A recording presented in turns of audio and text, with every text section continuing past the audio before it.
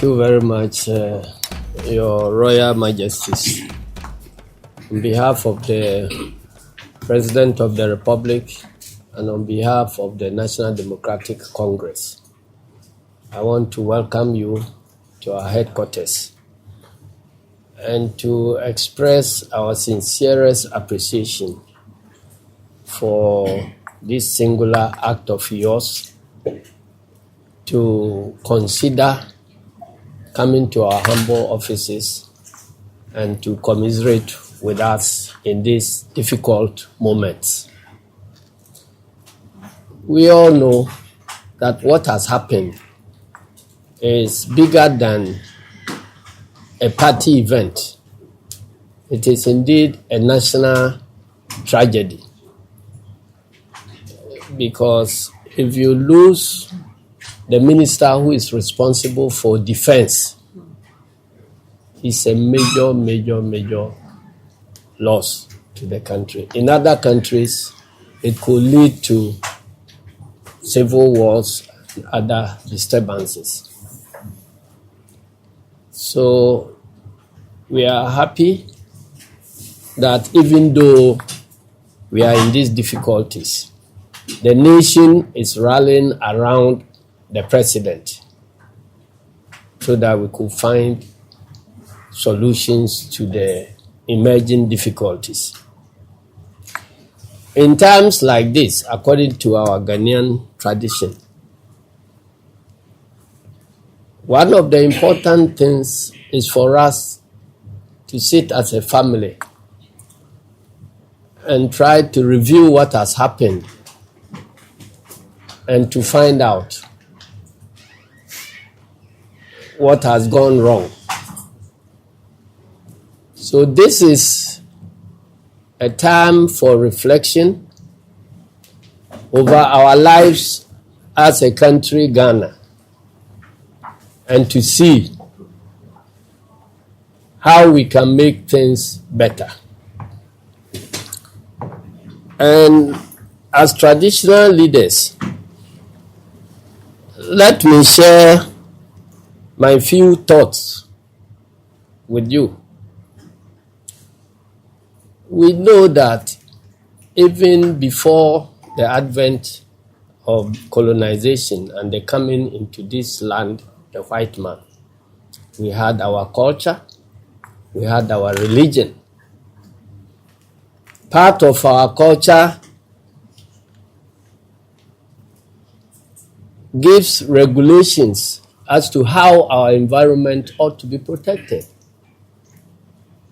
In Ghana here, I know on Tuesdays you don't go to sea. This is not contained in any law, but it is a tradition that has been handed over the centuries, and it has been respected. When you go to our forest regions, there are places which are traditional forest reserves. Before the white man came, nobody dared to enter any traditional forest reserve because of the fear of some consequences. Our water bodies were no-go areas on certain times and certain periods and under certain conditions. What has happened? We adopted the white man's system of government and adopted the white man's religion. Even in adopting the white man's system of government, our constitution has recognized that this country is a secular state where everybody is free to practice their beliefs and religions.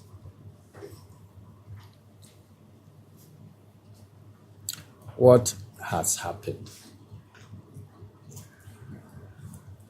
During our earlier days, Osajifo Dr. Kwame Nkrumah recognized this. And there was a state linguist.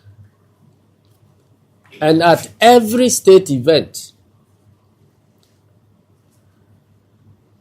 there is pouring of libation. Even as there will be Muslim prayers, Christian prayers, we never forgot about our traditional prayers. It happened up to a point during Professor Atamel's time. And the recollection is very vivid in my mind that even when the revolution came and everybody knew President Rawlings to have some foreign blood in him, he was more particular about observing our customs and our practices. So at every state function, he made sure that the gods and spirits of the land were honored. Today, we have allowed the imported religions to take over our country, as if we have no tradition, we have no roots. But nobody knows which of the various religions will lead us where. As I sit here, I'm a Christian. I'm a Presbyterian. But the laws of the land does not say that Ghana is exclusively a Christian country. The laws do not say that Ghana is exclusively a Muslim country.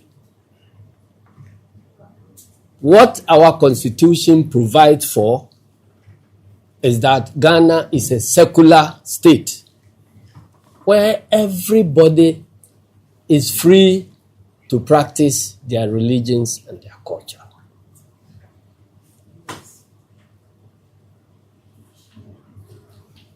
What has happened? Such that now, as a state, we are moving towards honoring our foreign religions to the exclusion of our traditional religion. So I'm urging the chiefs and the Williams, even as we find answers in foreign religions, you've all heard about various prophecies,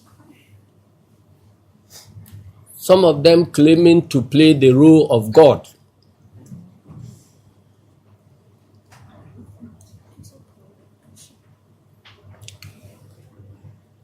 So, and some threatening our leadership, that more calamities are on the way to happen unless certain things are done. My belief is that what will happen will happen.